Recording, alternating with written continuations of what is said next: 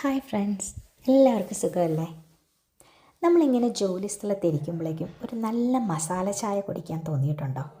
അല്ലെങ്കിൽ വീട്ടിൽ നല്ല ജോൺസൺ മാഷിൻ്റെ പാട്ടെല്ലാം കേട്ട് മഴയെല്ലാം കണ്ടിരിക്കുമ്പോഴേക്കും ഒരു നല്ല ചൂട് മസാല ചായ.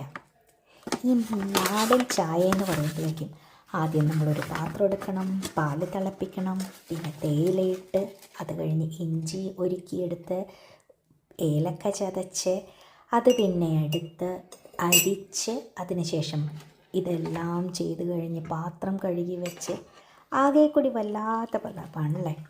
ഇതെല്ലാം ചെയ്യാൻ മടിയുള്ള, അല്ലെങ്കിൽ ചിലപ്പോൾ നമ്മളിപ്പോൾ ജോലി സ്ഥലത്താണെങ്കിൽ ഇതൊക്കെ ചെയ്യാനായിട്ടുള്ളൊരു സൗകര്യവുമില്ല.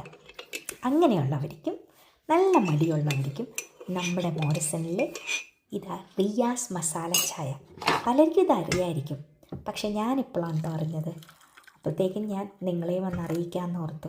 നല്ല ഏലക്ക, പട്ട, ഇഞ്ചി, ജാതി ഇതെല്ലാം ഇട്ട് പാലും പഞ്ചസാരയും ഇട്ട് നമ്മുടെ കെറ്റിൽ വെള്ളം തിളപ്പിക്കുക.